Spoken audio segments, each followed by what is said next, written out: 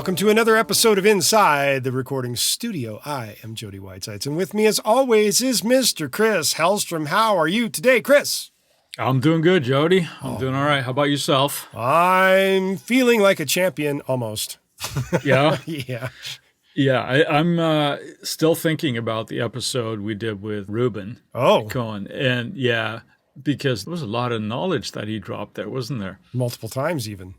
Yeah, even that. There was a lot of good stuff there. So if people haven't listened to that, do yourself a favor and go back and listen to that one, because there's a lot. And you might even want to listen to it several times to make sure that you don't miss anything. But yeah, that was a good one. It was good to talk to him. Yes. It was an awesome episode. Right. What are we doing today? We are fulfilling a bit of a request from a Roger Lavallee. And we are going to talk a bit about file management for client sessions. Okay. Sounds like such a rough subject, doesn't it? Well, it's an important one. Yes, it is. It might not be the sexiest one, but it is an important one. And because we've done a little bit of talking about backups and stuff, but it is so important, not just for client files and things, obviously, but for oneself as well. And thinking about the subject, we should probably start to talk about how we deal with our files and how we try to stay organized. Yes. Before you even think about, how you deliver them to a client. How do you deal with your session files? Do you have like a certain file folders that you like to stick with, or how are you dealing with that? The beauty of using Logic Pro is that I can choose whether or not the audio files reside in the Logic project or in an actual folder with folder structure format. And being the anal file guy that I am, I go with the folder structure. Yeah. Especially for tracking and keeping track of all audio files recorded during a session. It just makes me feel so much better when I can see those files easily and I don't have to navigate into the package contents of a folder inside a file created by the DAW. And I know there are probably other DAWs that do it like this, like Pro Tools and whatnot. However, Luna does not. And that's my most frustrating aspect to Luna, is that Luna ingests every audio file. And then, even better, and I say that sarcastically, it gives it some arcane long string of numbers and letters. In the file name? In the file name. That is the file name. It's just like a long stream of letters and numbers, and it has no relation to anything, which is extremely frustrating if you're trying to go delete a file that you don't need in the session. That sounds like a whole nother episode at some point. It is. And it's, but in part of staying with being organized, that is really, really terrible organization. That's like my biggest pet peeve to Luna. And I'm sure there are other DAWs that do it, but. Right. Just to clarify as well, that if you are a Logic user and you're not going for the folder option when you're saving, it essentially is doing the same thing. You just have to open the project file and then you have to go in and stuff. Show package contents. And then I would think, and I have not studied this, and then maybe I should go look right now and make up something. Well, I'm not going to do it while we're doing the podcast, but I would hope that Logic treats it the same way that it does its folder files and doesn't give it like Luna's arcane string of information instead of a file name that makes sense based on the channel strip that you've recorded it on. I don't know if that's an old school way of thinking because I'm with you. I want to see the folders that are there. I want to see the files. I want them to be named how I like to name things. Yeah. And I just like to have that control. I'm sure some people are just, set it or forget it. It's like, I don't want to deal with that. Just give me the whole project thing and I'm happy. But I am not one of those. I like to see everything because, as we might talk about later, I like to delete things and takes where they're no longer needed when I do my backing up. So I just have a very streamlined folder. Yeah, there is that option. And Logic does have a very beautiful thing of saying archiving or something to that nature where it will trim all audio files to the region length, and then it will remove all unnecessary audio files if you want to do that. I don't tend to do that. I used to, but I don't anymore. Yeah, I don't go into that as well. That almost seems like a weapon more than a tool to me. It can potentially do a lot of damage, I think, and maybe I'm just scared that way. But yeah, I'm afraid of losing files that way or something getting screwed up. So Right. I don't do that either. But And part of the reason why I'd like to know the file names is that if I want to go in there and I would like to just edit a particular file, say in RX, you Right. have to know the file name that you're going after. And in Luna, you can't do that. And it's just so mind-numbingly stupid. yeah. So I think moving on from that, it's the folder structure that tends to be in there in Logic. And I think it's relatively similar for whatever DAW that you're using. It would have a similar function, might be named slightly different, but there's going to be the project, but there's also going to be the folder with the audio files, right? Yes, and most often just called audio files. Yeah. That keeps it simple. It's like, hey, where am I looking for audio files? In the audio files folder. There you go. And Logic also creates a folder called bounces, which is, For it's exports. your mixdown, basically. Yeah. It also has, now this is an optional thing, but it has a folder for samples and freeze files. Now those are kind of Logic specific in the way that I look at them, but because the way Logic freezes files, I rarely do these days. Well, most because- computers these days have the power to generally run a high density mix or heavy processing. Yeah, the heavy session. track count is not such an issue unless you're doing giant orchestral scores type of thing. But back in the day, when computers Yes. didn't have that kind of power, you had this neat little function with a little button that looked like a snowflake, and it still does. Yes. You press that Yeah. button, you press play, and all of a sudden Logic would take a moment. It would export that particular track to an audio file that it would play back in place of the heavy processing that you needed. Yeah.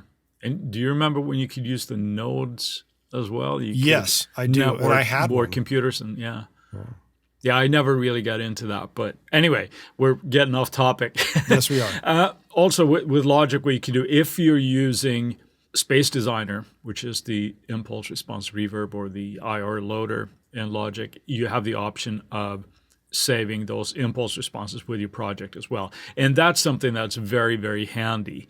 That has happened to me on more than a few occasions where you open up like an older file and you haven't had that option checked. Mm-hmm. Hey, where's this IR? And Or then you where have to is go, this reverb? right.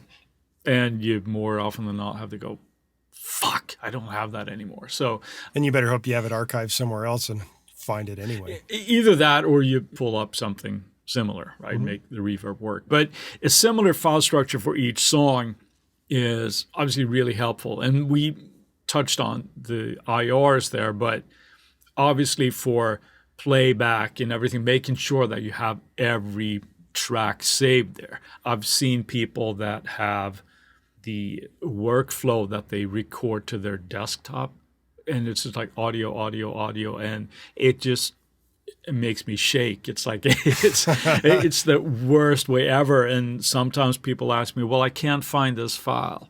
Right. Well, what did you name it? I don't know. Well, then I can't help you. You know? It makes it much So- more difficult that way. Yeah, it's not to get up on a pedestal here and talk about, but these sort of workflow enhancements. But if you have these in place when you start, you very rarely run into those issues.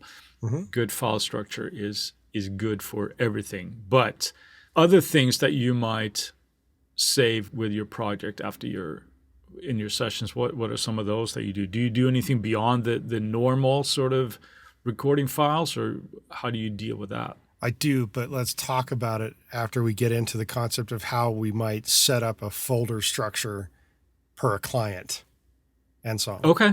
Okay.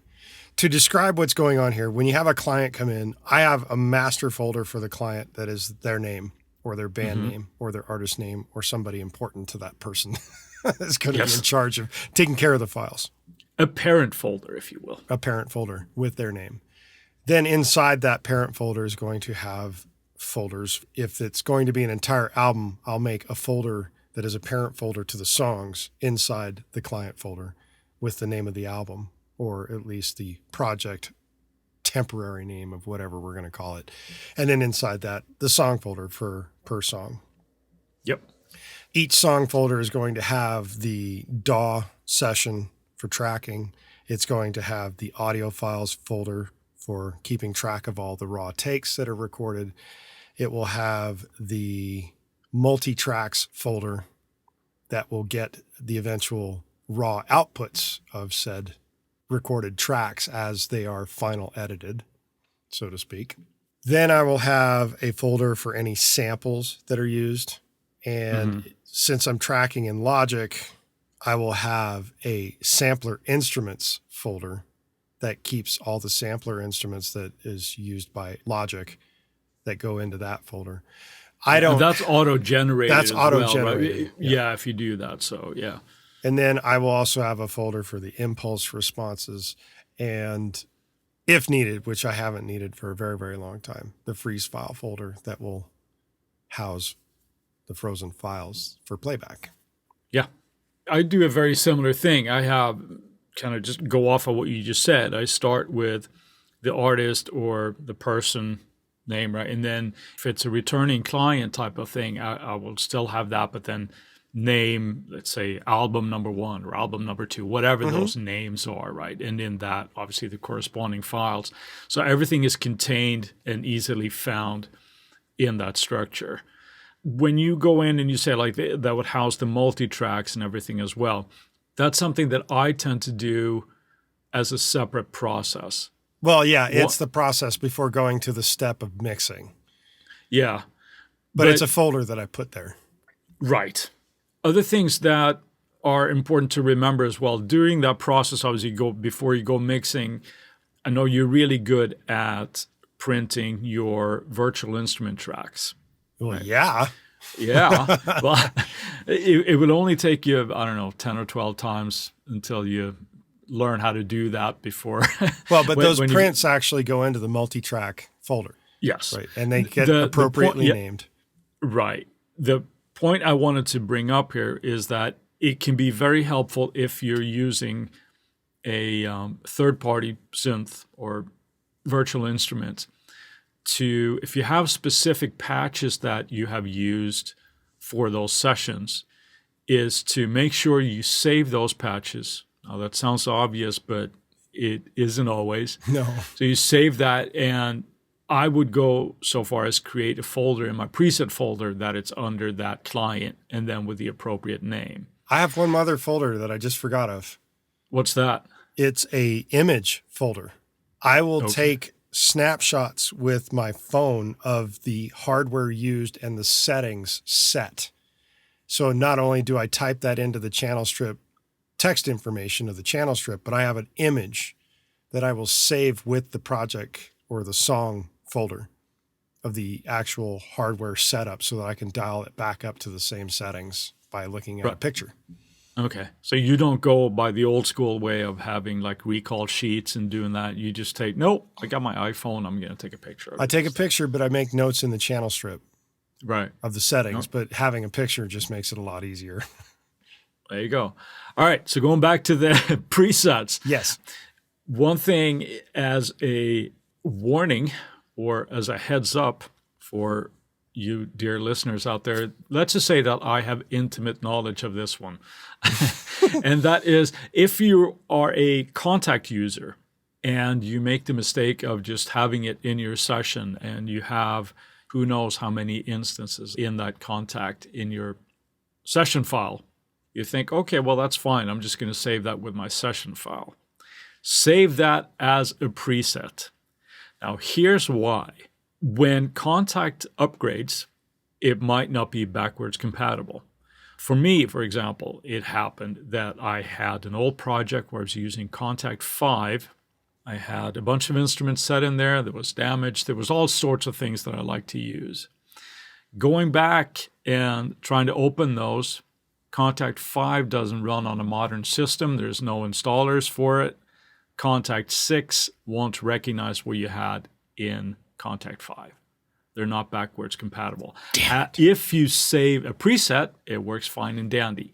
So save that damn preset and you won't have to deal with a headache that I have to deal with.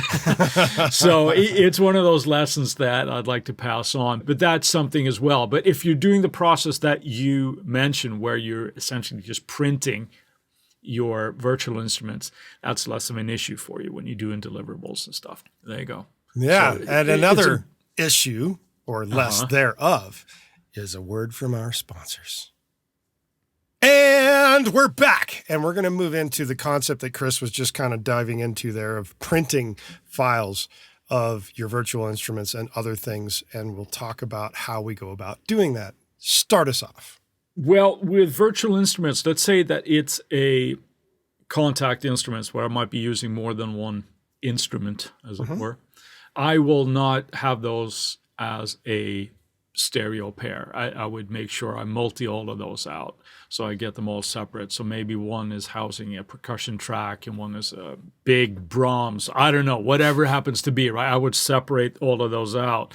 Also, another thing that when it comes to printing tracks that I do is with guitar tracks, guitar and bass tracks, where I will definitely have just the DI track, but also the sort of printed that might go through the emulation so that I have just the tone right there. But then again, as we've talked about when we're recording guitars, having that DI so you can actually have the option of enhancing or completely just replacing that track. And that goes the same for bass for me as well. Oh, yeah. Well, it makes good sense, especially if you get into the mix portion of things and you decide, holy cow, this particular sound is not working. We need to modify it. You can go back to the original source, make the modification, re-export that track, and then bring it back into the mix and hopefully save your butt.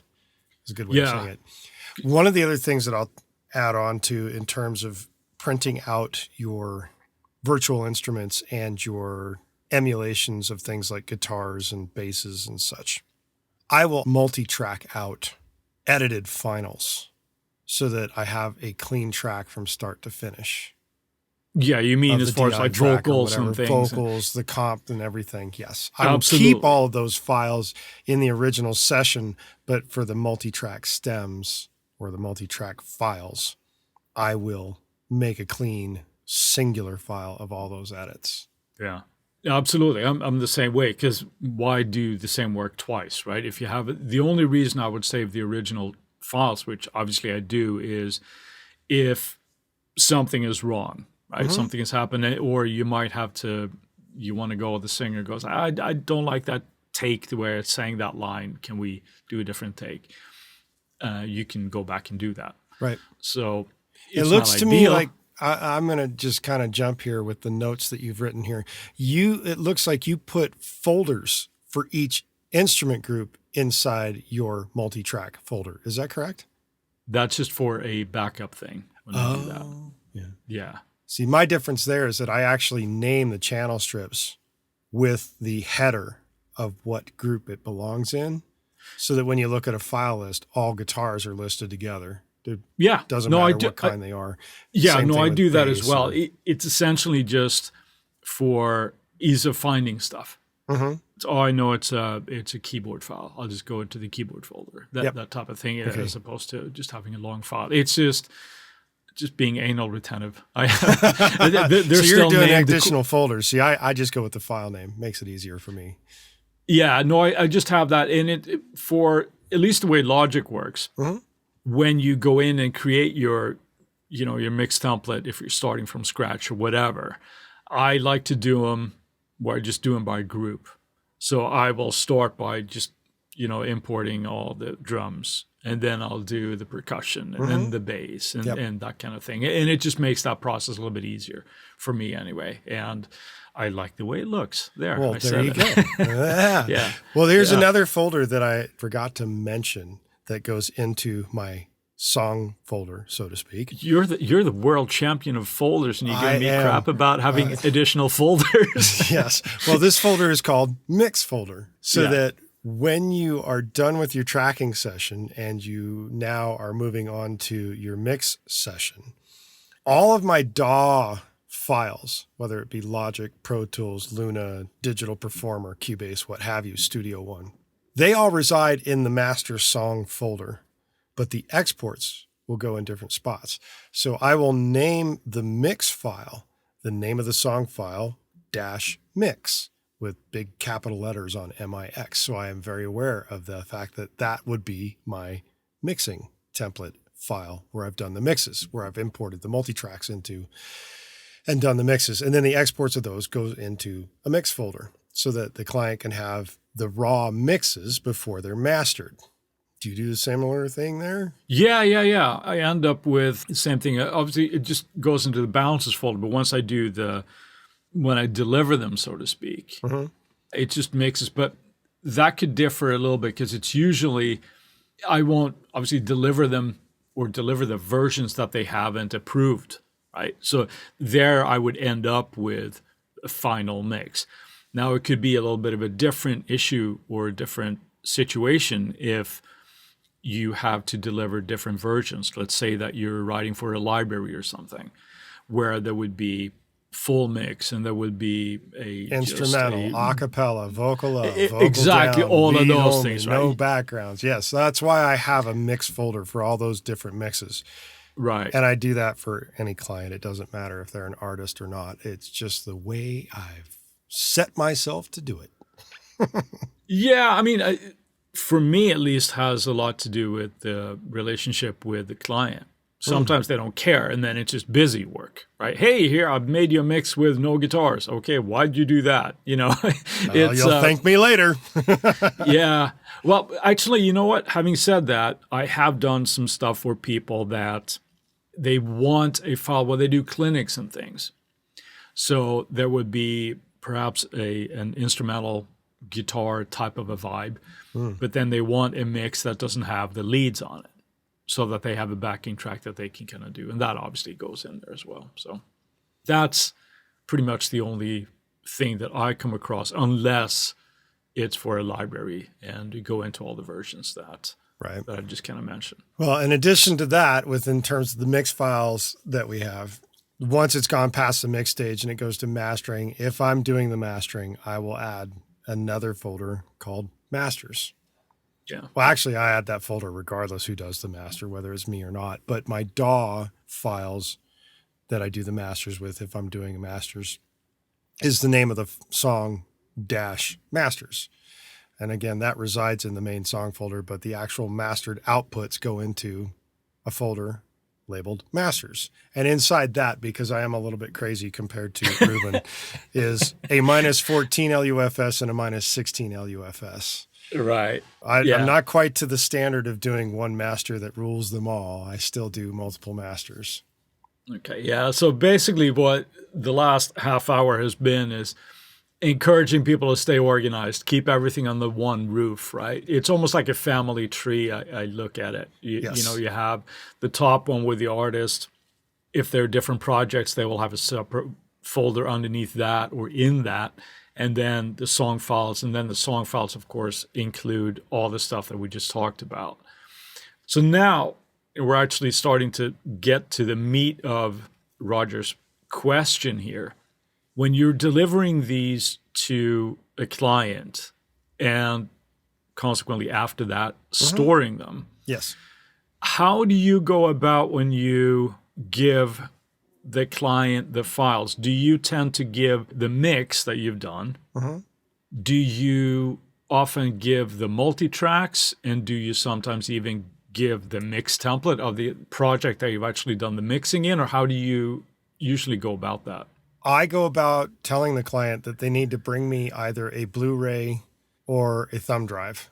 It used to be a DVD. Now it is bumped up to Blu-ray or a thumb drive. And the reason for that is, as an example, I just finished a project for a female artist, and the final full song folder with all the files for everything that was delivered was 19.28 gigs. That's not going to, for one song. And the reason for that is is 96K. it was recorded at 9624. So it's I was like, Jesus, it that's gets big. That's right? a lot of fuzz. Yeah, it is.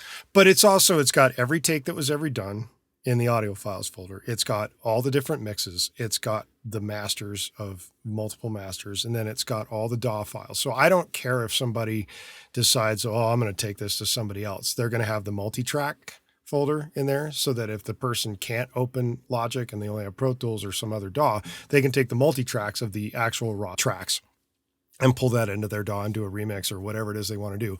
Or if they have Logic or Luna, which are the two that I tend to use, they can pull that into either DAW and pull up exactly what I did, and they can have it.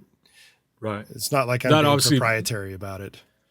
Yeah, no, I think some people can feel a little bit uneasy about doing that kind of thing. I can sort of see it both ways. Some would argue that what you do to the mix, that's not really for them to see kind of thing. They just want the last, but it's not like anything. It's like trade secrets here, right? Now, if somebody it might be. It's just I don't really care. If somebody wants to study how I did it, that's fine. Yeah, that's very noble of you. I could go either way. I really don't care. That, of course, means that whoever's going to open it up on their end, they would need to have access to the same plugins that I do for them to really get the benefit of it. So that's now, one thing. In addition to delivering those files, yeah, and this said artist that I was just mentioning had to bring over a thumb drive because they don't have a Blu-ray drive. There's no way. I mean, I could archive it on that if I wanted to, but they had a thumb drive. And they were like, well, why is it so huge? And I said, I'm giving you everything involved with your song. And in addition to that, they get the masters folder that has all the masters. Beyond doing that for the client, I also have a RAID, which I know you recently picked up as well. Yep. And I back all of that up onto my system of backup, the RAID system that I have. And technically right now, my RAID system is 12 terabytes. And even though I have not put everything I've ever done in my career on it yet, I still have roughly 5 terabytes left. I know that once I hit the limit of about 10 terabytes, I'm probably going to be upgrading to a bigger RAID. Yeah. So maybe I should backtrack a little bit and say how I tend to do my deliveries as well, because I tend to give them essentially 2 folders, if that's what they ask for. One is the session file with all the takes and the folder structure that we've been discussing here for the final mix. Right.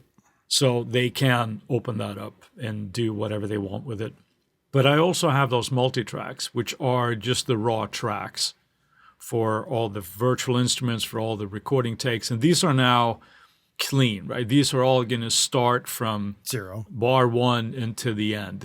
So there's, if they use a different DAW, they can just pull them in and do whatever they want to them. If they want to do a remix, if they want to give them to anybody else, whatever. Right. The same thing would be if I were to give them to somebody else to mix. Maybe I'm just the tracking engineer or whatever. Right. That would be the same thing. So they would have the session file with the final mixes. If their master's done, they would be in there as well, right? But there's 2 folders, so you have that. Now, for the backup purposes here, I do, like you said as well, I have a RAID. I am not of the mindset, I think you and I are different like this. You say that you would update your RAID so that you can fit more stuff on it. Yep. Right? Yeah. I wouldn't do that. I would, once I'm done with that RAID system, I would probably dump it onto another drive, have it there, because chances are by that time, I'm not going to revisit it next week. You know what I mean? And if I needed to, I would just pop in the other drive as well. Right. Now, these are, at this point anyway, for me, they are spinning old hard drives because they're cheap for per terabyte type of thing that you get. Of course. Right? I do for those. They're not getting heavy use, so I'm okay with that. Right. And my RAID is not getting heavy use. I just tend to keep it all on there. And it's, of course, a RAID 5. Is that what it is? Where it's a mirrored RAID so that both of them are archiving the exact same thing. So it's, if one drive goes down, I can replace it and it will rebuild everything back. Yeah, I don't remember what RAID system it is. I should know that, but I know I have the same system where there's basically 2 drives in there and they're just mirrors of each other, right? So yes, do that same thing too. The optical drive option is, I feel, going the way of the dodo bird, isn't it?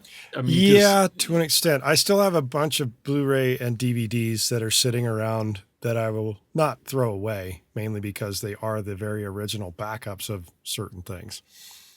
right. But I don't tend to back up to them anymore unless a client asks for them, or they're like, well, I don't have any other way. Well, then you're getting a Blu-ray and you'll have to figure out how to get the stuff off.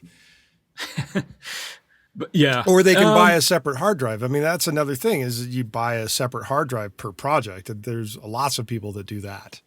Yeah, and especially for backup and archiving purposes, because old drives are so cheap now that bring me a thumb drive, like you mentioned, or a separate hard drive, and you go, okay, here you go.